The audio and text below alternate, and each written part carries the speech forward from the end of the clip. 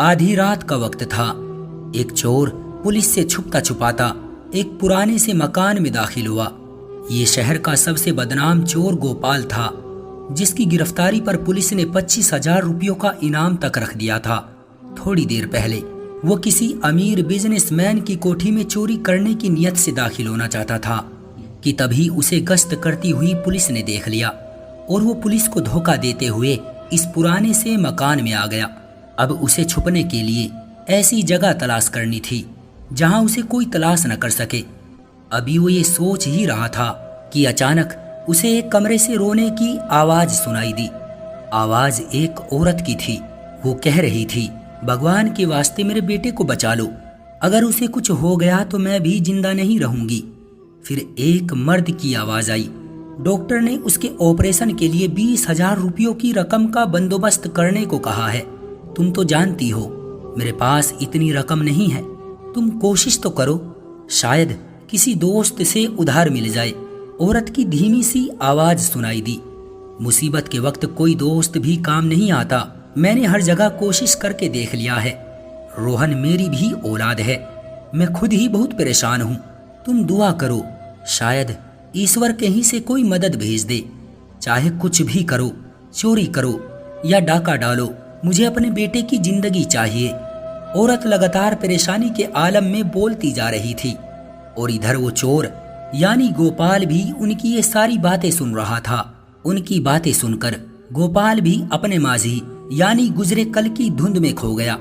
10 साल पहले वो भी एक मामूली सा मजदूर हुआ करता था। मेहनत मजदूरी करके अपना और अपने बच्चों का पेट पालता था।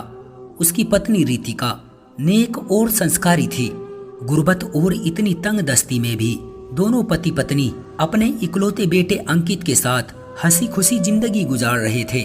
एक दिन की बात थी, गोपाल मजदूरी करके घर वापस आया तो मालूम हुआ कि आज अंकित तेज बुखार से पीड़ित है। गोपाल फौरन उसे अपने घर के करीबी डॉक्टर के पास ले गया। डॉक्टर ने अंकित का मुआयना करने के बाद बताया कि उसे निमोनिया हो गया है। फिर डॉक्टर ने गोपाल को दवाई लिख कर दे दी, लेकिन वक्त इतना खराब था कि गोपाल के पास डॉक्टर की फीस पे करने के बाद दवाओं के लिए और पैसे बिल्कुल न बचे थे।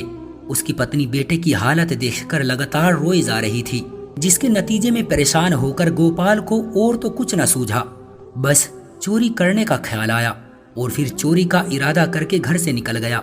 वो खाली पड़ी एक कोठी में दाखिल होना ही चाहता था कि उसे पुलिस ने देख लिया और फिर वो जैसे तैसे पुलिस की गिरफ्त में आए बगैर सीधा अपने घर पहुंचा। लेकिन उस वक्त तक बहुत देर हो चुकी थी। घर का मंजर बहुत ही गमगीन था। वक्त पर इलाज ना मिलने की वजह से अंकित का बुखार और निमोनिया अधिक बढ़ गया था, जिसके नतीजे में गोपाल के आने से कुछ देर पहले ही उसकी मृत्यु हो चुकी थी। गोपाल के सामने अब उसके बेटे की लाश पड़ी थी। दूसरी तरफ उसकी पत्नी रितिका दीवारों से सर टकरा टकरा कर खुद को लहूलुहान कर चुकी थी। गोपाल ने उसे संभालना चाहा, मगर उसे सुकून बिल्कुल ना मिला और वो भी इसी सदमे की वजह से दुनिया छोड़ गई। गोपाल के लिए वो लम्हे किसी कयामत से कम न थे।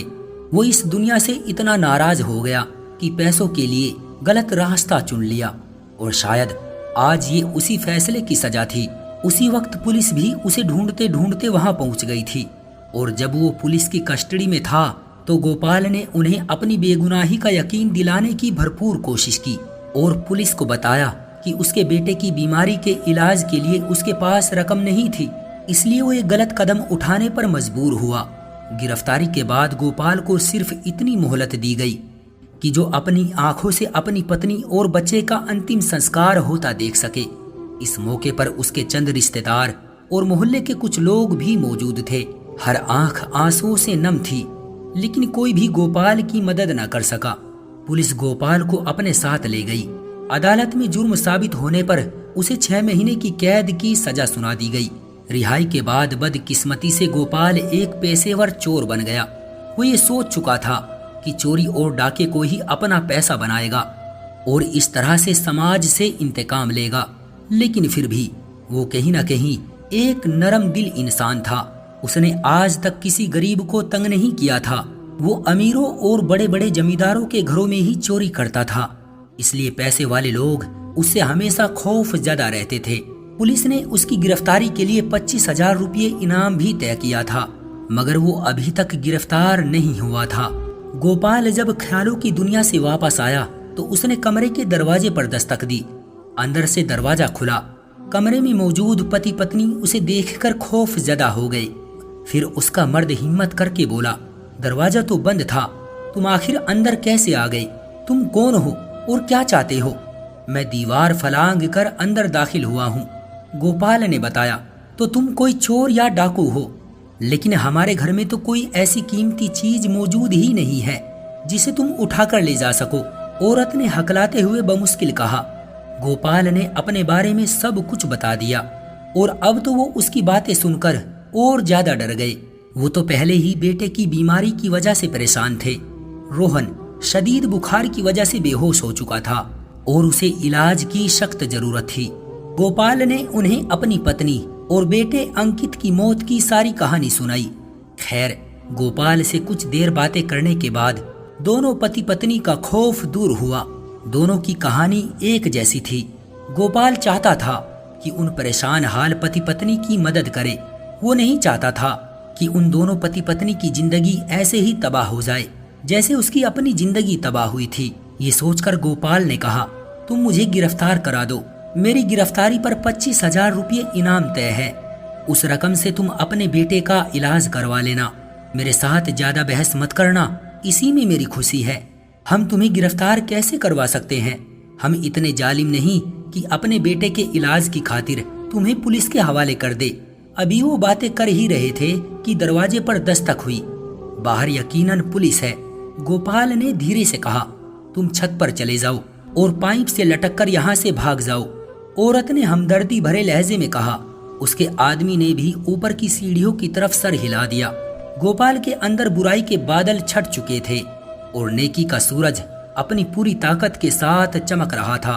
उसके अंदर किसी के काम आने का जज्बा पूरी तरह जाग गया था। फिर उसने कमरे से निकलकर बाहर का दरवाजा खोल दिया। पुलिस अंदर दाखिल हुई और उसे गिरफ्तार कर लिया। पुलिस ने जरूरी कार्रवाई के लिए उस आदमी को भी अपने साथ ले लिया।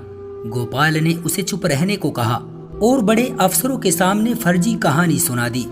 एक पुलिस वाले ने उस आदमी का नाम और पता नोट कर लिया। उस आदमी ने अपना नाम अनुराग बताया। गोपाल की जेब में उस वक्त 2,000 रुपये मौजूद थे।